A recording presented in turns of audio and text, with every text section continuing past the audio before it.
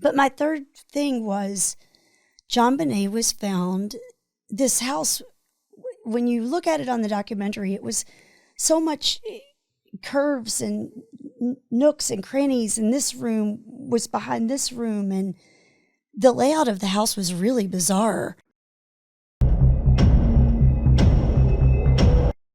Three Things, a Murder Police podcast production.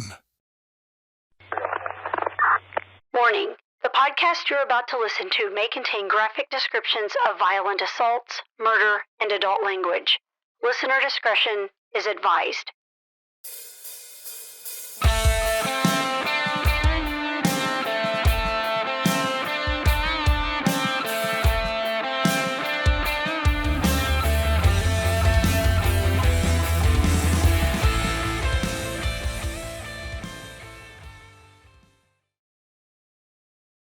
Welcome to the Murder Police podcast. I'm Wendy. And I'm David.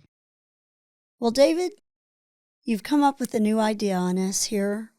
You know, I was sitting there a couple of months ago watching the JonBenét Ramsey kind of documentary, recapping that cold case file. And, you know, that was a couple of months ago. A lot goes through this brain in the course of a couple of months. And you sprang it on me that you wanted to talk about what three things stood out. And I'm going to admit I had to go back and not rewatch, although I should have, but I really had to do some digging to give you three things. Well, what I want to try to do is we keep getting contacted by people on some of these cases that are big, and anything from that one to the things in Bardstown, Kentucky, which is a very sensational case in and of itself, and they're contemporary cases and they're in the moment. And I'm a big believer that I don't want to cover something that somebody else has covered so well already. Right. JonBenét Ramsey, Through the Roof, by some amazing documentaries and podcasts. And I use Bardstown because of those 5 murders there, and the fact that Jessica Noe and Shay McAllister, for example, produced that series called Bardstown that I don't think anybody could hold a candle to. That said, I was thinking, how could you and me start to engage more contemporary things? We're a little late on the JonBenét Ramsey documentary, and that's what we're going to talk about. But how can we engage those things a little bit and maybe share our opinions with the audience and see what they think too, is to see if we're vibing on the same thing. So what I came up with is, from time to time, we're going to take a contemporary issue and break it down with the goal of synthesizing something we've seen or watched, and for you and me individually, what are 3 things that stand out? And so that's why I took on the JonBenét Ramsey thing. What we're going to talk about is the 2024 documentary on Netflix called Cold Case JonBenét Ramsey, which was an updated piece that really brought things forward. And I know I learned a lot. I watched it with you, and a couple of weeks ago I downloaded it, and I was flying, and I watched it again and made some notes. And that's how you came up with your 3 things quicker than I did. I think so. You had a refresher. Yeah, I did my homework that we were both supposed to do. So I did homework, thank you. Yeah, over dinner 20 minutes ago. So. But I did it. Yeah, exactly. I did it. So what I'd like to do is go through and each of us give our 3 things. And how do you want to do it? Do you want to give 3 things in a row, or do you want to do a 1 and me do a 1, or a 2 and a 2? I mean, I think we can back and forth because you know I'm going to have an interjection on yours or even a comment. I think good. And again, for the watchers and the listeners, let us know on anything you're watching or listening on what you think. My big thing is that I learned a lot from the documentary, and it changed my mind about a few things. And we're not going to get into guilt or innocence. I'm so big about that right now, but I know that there were 3 things that just struck me, and they might surprise people. And there's 3 things that struck you. So you go first. What's number 1 on your list of 3? I knew you were going to do this to me. Mm-hmm. Well, what stood out? I've got several things that really just both kind of grind my gears, if you will. Mm-hmm. I think the first that has always stood out since this came out was the odd amount of the ransom of $118,000. You know, I'm very particular about things. I don't like odd things. I don't like. All I could think is, why wasn't it 120 or 115? Good. But why 118? And that ransom within itself, you know, there was a lot with that, and that's one of my second things. But my first big thing was that amount. Right. And that came up in the 2024 documentary. It's come up over years and years, and I think virtually everybody that ever looked at this, saw or heard about it, that rang a bell too. If you remember the initial interviews with the FBI that went and everything, they said the same thing. It was just a skewy, weird number. And it was, and part of my second thing ties in with that, and I guess I should tell you what that is so it can fulfill the whole thing. It was an odd amount, and that ransom note was really long, like unusually long, almost 2 or 3 pages, I believe. But it was written on paper that belonged in the household. It was had been started and redone, and there was talks of the imprints on other pages, and it just was very odd that pad of paper belonged in the home and had things on it that were, that the mom had written. So, was it a coincidence that somebody broke in and wrote a ransom note while the whole family's sleeping, and it's this odd amount that strangely enough matched up with the dad's bonus amount for that year for his job, his Christmas bonus, I think it was.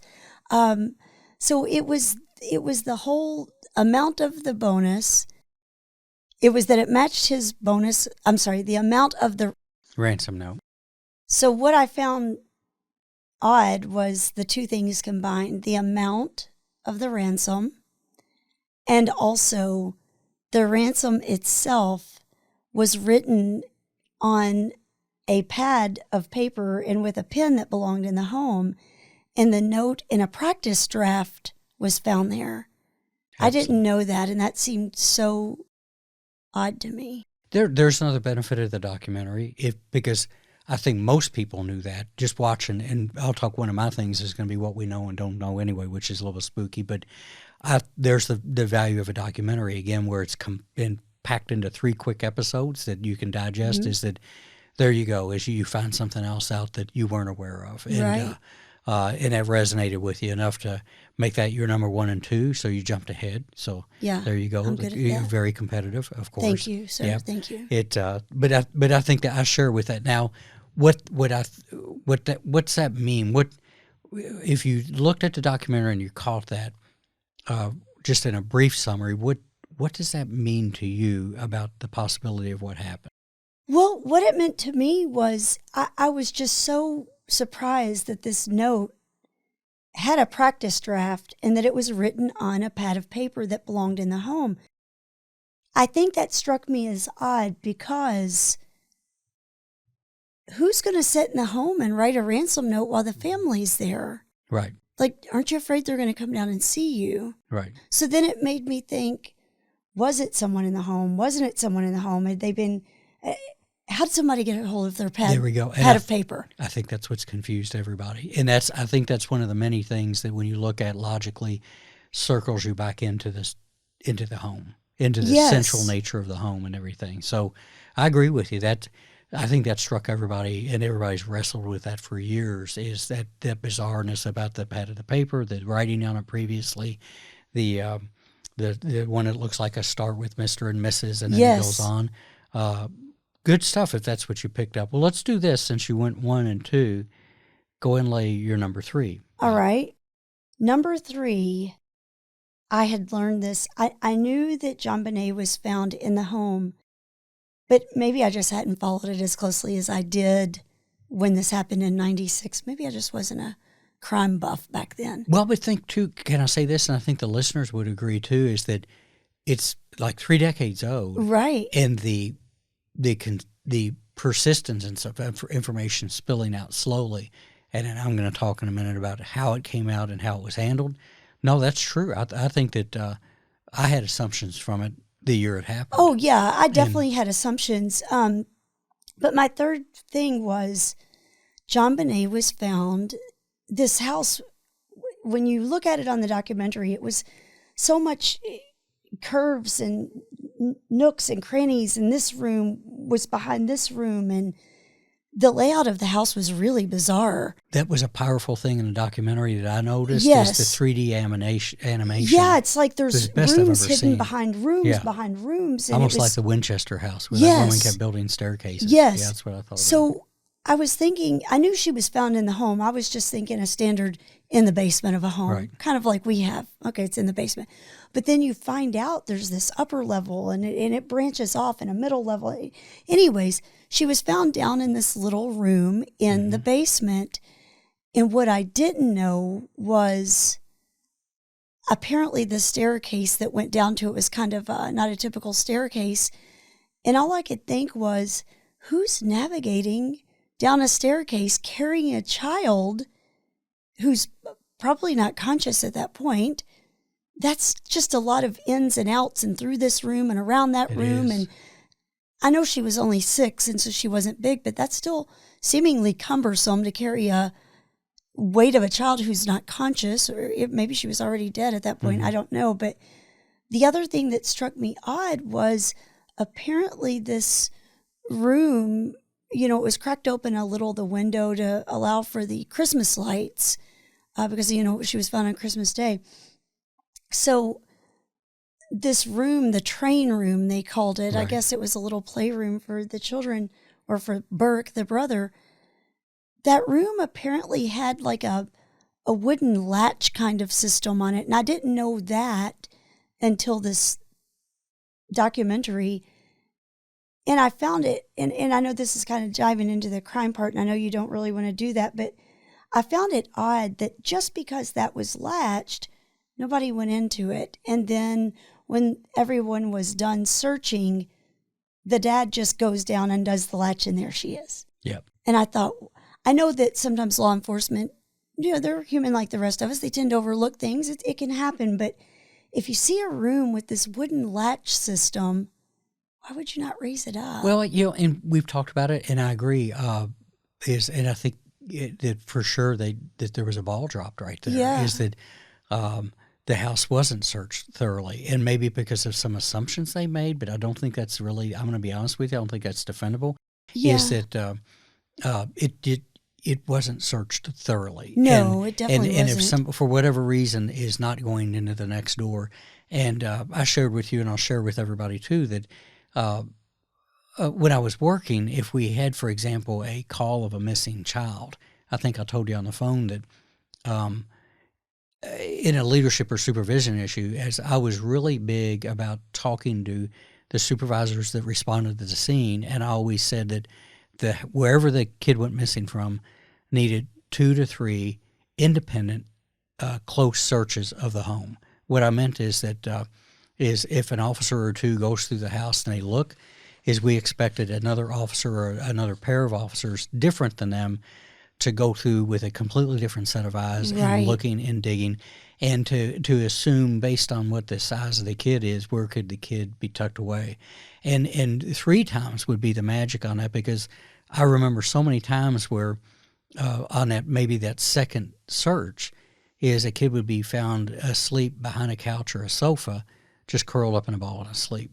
And the importance of that is that if we don't know that, what follows next is a pretty damn big deal. And that's when the fire department's called. Right. Here locally, the fire department would be called, and we go into we hand the scene over to them, and we go into a big search mode, which we're willing to do. But back to that again, that's why we hit everything 2 and 3 times. Yes. And that probably should have been done there. Yeah, and I understand there were several people in that home, but then at that point, the whole scene's been compromised because it's been potentially compromised. Yes. I know that word is used, but potentially it has been. Yeah. Well, and I think when it was over, then John, the dad, goes back down. All I could think is, was he just searching again and thought, oh, this door's still locked, let me go look. But it's like he went down and went right to the room. Well, that's one of the inferences that people make that is kind of disturbing. And right where she was covered up. I just thought it was, but above all that, what struck me odd is, how are you getting this child down this cookie cutter botched up home and nobody hears? I think that, again, that was a powerful thing in that documentary, that when you watch the 3D animation of moving through that home, you feel the complexity. Yeah, it was just almost very confusing to navigate through that. But yeah, that was my third thing, was how did no one hear her being carried down those stairs? Yeah. There's so much to all of this. And again, I think just watching the documentary helps people. If you, I was the same way for 30 years, bits and pieces here, bits and pieces. Yeah, because it wasn't, I don't think it was as pronounced back then as like crime and details are now. I think they dove into it a lot, or maybe I just wasn't in tune to it back then. I would catch pieces of it one of the things on the tabloids.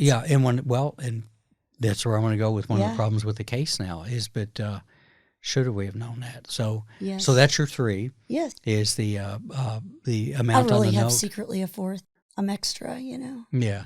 It was the paintbrush. Right. It was the paintbrush that it was seemingly 3 parts of it had been broken, and one of it was used as around her neck, and then the other one was still in the paint container, if you will. A little toolbox or craft box. Yeah, like a little craft box. That who broke it? And we found 2 pieces. The third piece was never found, and I didn't even realize a paintbrush is what was used. And not to infer her deceased mother, but it was the mom's toolbox of paint brushes, and that was you. I just found it odd that the paintbrush was broken in half and used. Yeah, because a lot of times I think people that do these kind of things bring their own tools. Yeah. I mean, that's... So why are you writing your note from their paper, and why are you using a paintbrush, and why did you break it into 3 pieces? Yep. That was so odd to me. Yeah, there's so many. That's one of the countless things in this thing that's odd. So okay, let's have yours. Yeah, because I'm going to stick with 3. All right. The first one that I noticed, and again, based on the documentary, after 30 years, like I said, I'd come up with some opinions before. This one's difficult, but it's not difficult, is my real disappointment in some of the members of the police department in Boulder. And I refuse to use that washing everybody thing, because it's just not true. I've had the opportunity to work with Boulder people and close to Boulder, and it's like anybody else, it's made up of fantastic people. But back then, I think some of it was just a couple people from what the documentary revealed, is how they dumped, how they released information about the case and details about the case prematurely. We always talk, and I counsel families now that we meet about why these things have to be held close to the chest. And here you had a couple people with that police department that were intentionally pumping a narrative out to a willing media, maybe complicit. I think you had 2 things going on in the media. You had the tabloid thing that was going to eat up anything they could sensationalize. That's not even really journalism. But you also had, in the documentary, they interviewed some decent journalists that were simply relying on sources like they do, and they were being manipulated.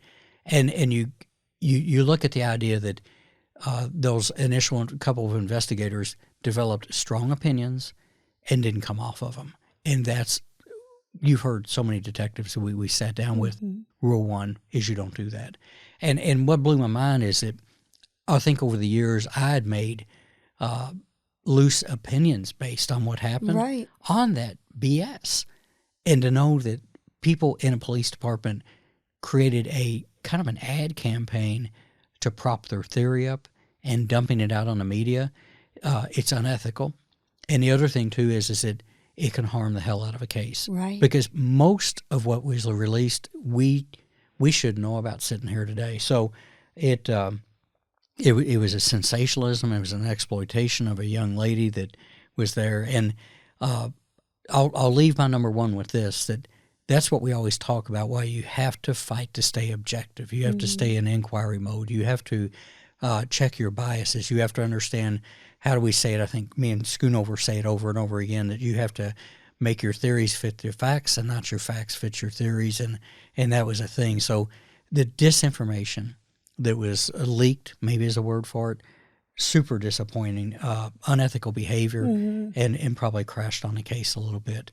That follows into my number 2, is specifically 2 of the investigators that they talk about in the documentary, just the ineptness. And I'm going to say that. I'll be the first one to call out. We all make mistakes. We can miss things looking through a house, But there's certain things that in law enforcement or investigations that you can walk right past, and it's inept and stupid. And one of the things I got was the female detective doing a major network interview and making remarks about how I looked into the eyes of a killer and I knew this and I knew that and I didn't know if I was going to have to shoot him and stuff. I'm talking about John Ramsey. And the whole thing is, it's, to me, I watched it and it was delusional because they had not made a case yet. Right. And here they are on a major network. Here she is on a major network, almost like she just left the field go. And you're nowhere near that. The unfairness that is to the family, because everybody's innocent until they're proven guilty. And I'm going to keep coming back to this. We don't name people or talk about those details on the cases. We meet families all the time where there's strong inferences as to what happened, but it's not going to happen here because that's not how you do it. And that was super disappointing. It was what we would call cringeworthy to watch that interview. And then the lead detective that we find out now, maybe this was over the last 30 years, and again, I missed it, had no death investigation experience, and he was pushed up on it. And at that time, Boulder was blessed as a community not to have a lot of that going on. What a good thing, right, for the community. But that also means that you don't have seasoned people or experienced people. And even him, again, the ridiculousness of writing a book, indicting John Ramsey or the family, and he later got sued, and there was an undisclosed amount of money. Good, that's what that should have been. But it's like, for me, when I look at things like that, that's the law enforcement behavior that scars the entire industry, and we just don't need any of it. I remember watching some of the video from his civil suit deposition, and he kept hammering back to the idea that was my hypothesis, and I kept thinking, well, good, as Ray would say, okay, buckaroo. Ray would say buckaroo, but I'd say, good, you've got a hypothesis. Nobody needs to know about it except the people investigating it. And the one thing about your hypothesis is you have to accept the fact and really try to prove your own hypothesis wrong is how you do this. But he marches it out there like that's his defense. Well, that's what I thought. Great. I know that me and the people I work with and the murder cops I meet when I travel is we've all thought things in a case and been wrong. Yes. The difference is we didn't act on it because we waited to find out, and we sure didn't go out in the public eye and talk about that with anybody. And write a book. Yeah, and write a book, like celebrating a win they never had. So that's related to number one, but it just bothered me, and it's that thing that brings justifiable criticism to the industry, right? Number three kind of ties those together a little bit about where I think my heart's broke a little bit about the case. Over the years between the intentional releases, then the battle between the DA and the police department, the fact they brought the retired detective in, he's since passed, that became an advocate, not for the Ramseys, but he was really cool because he was an advocate for the truth. Because of these pieces of the case coming out that should have never come out, that case for that little girl is going to remain extremely difficult to deal with. And even if they do make an arrest one day, the battle for the prosecutors in court is going to be incredible. And that's because all those details are out there, and they taint everything. And if I was a defense attorney, I'm going to rack those up and I'm going to go after it, and it's been earned. The information we all know, the information we saw, most of that, we really, in all candor, we shouldn't know. We actually shouldn't have known as much as we know about the note. We shouldn't know about the paintbrush. We shouldn't know about the pineapple bow. We shouldn't know all of that, actually. And I know people listening thinking, well, that's crazy, we should know. And I'm like, no, the objective here is the truth and justice, and that belongs inside of a sealed system. Well, and also, with in cases in general, when you give out all those details, if something were to happen and they find the killer, or in the case of the John Mark Carr, I think his name was. That's it. He was using some of that to his benefit and he didn't even kill her, but he had gathered all this and made it fit that he had murdered her. The conventional false confessor. And, me and the people I worked with, we watched that more than once, is that somebody would come in And people would argue, why in the world would you do that? There's a ton of reasons you would do that. But that's where I was going to finish with is the proof in the pudding here is John Mark Carr. Is that Yes. because of him simply catching the news and the things coming out over like a 4-year email and phone conversation with a smart professor in Colorado. I'm watching the interview. The guy's as straight as an arrow to me, and he's intelligent. But it armed John Mark Carr with enough to make this very believable. Yes. And the thing is again, it takes everybody for that ride. It takes the family for that ride. Mm-hmm. And in the end, it's not him. Well, and also, you know, like we've watched and read it many times before, and I'm sure you experienced, if you release details, and some of those you may want to hold for the real killer because he may say something about a paintbrush, and that you don't why would want you give to out hold those it. little Right. You have to hold it. And yes, and again, and they told everything. That exactly. And I know that frustrates people because we all want to know. But the goal here is, I got to keep saying it, the truth and the justice from the truth. And everybody that comes into the system, that's what they're looking for. So the false confession of that guy and the exploitation of that, again, that little girl's death, and that's what that is. It's a sick exploitation of that, is another reason why investigators don't share, and they don't share publicly. And this is awful sometimes to families, but they don't share to the families all the time. And I saw false confessions.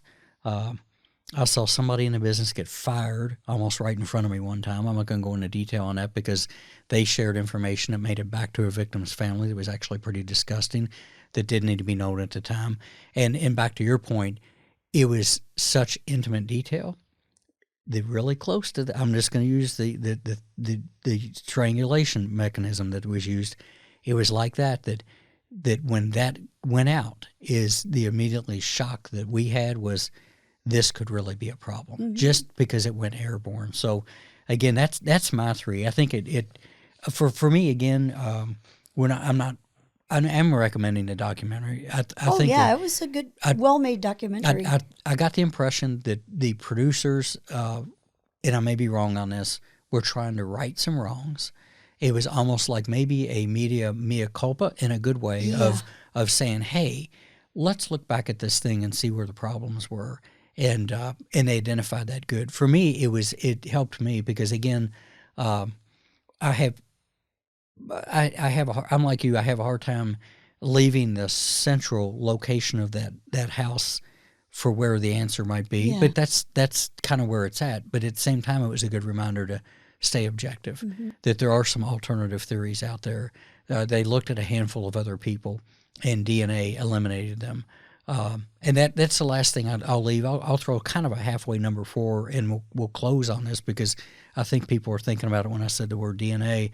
Is John Ramsey has asked for testing of the samples they have left, and I guess the trick bag on that is yes, it'd be great to have them tested with modern methods, but you'd have to really look at how big your sample is and what the risk is. And in this day and age where DNA in 30 years has gone at a light speed record of change, you have to think, what will it be in 5 years? And so I guess the question now is, if you have a limited sample, do you compromise it? Yeah, well, you destroy it, right. Once you're done. So do you make an attempt now, or are we truly in the long game, and do you see science on the wings that would take it even further? Because I really believe that a good DNA thing would go into genetics and familial DNA, right. and that would start to whittle things down quickly. One would if the DNA is truly related to a perpetrator, that's a whole nother ball of wax that comes up with. So, well, good deal. I think hopefully people listening and watching, maybe we stirred your imagination. And again, you can comment on YouTube or any of our social media things, and Facebook, Instagram, anywhere you find us, and let us know what you think. But if you like it, we may do this. I think we need to stay on top of some contemporary things like this, and generate some more conversation about the case. I agree. Well, I'll say good evening, but we are married and live sir. together, so we'll say that several more times tonight. And goodbye to our audience. Thanks as always for watching Murder Police Podcast. The Murder Police podcast is hosted by Wendy and David Lyons and was created to honor the lives of crime victims, so their names are never forgotten. It is produced, recorded, and edited by David Lyons. The Murder Police podcast can be found on your favorite Apple or Android podcast platform, as well as at murderpolicepodcast.com, where you will find show notes, transcripts, information about our presenters, and a link to the official Murder Police Podcast merch store, where you can purchase a huge variety of Murder Police Podcast swag. We are also on Facebook, Instagram, and YouTube, which is closed caption for those that are hearing impaired. Just search for the Murder Police Podcast and you will find us. If you have enjoyed this podcast, please subscribe for more and give us 5 stars and a written review on Apple Podcasts or wherever you download your podcasts. Make sure you set your player to automatically download new episodes so you get the new ones as soon as they drop. And please tell your friends. Lock it down, Judy.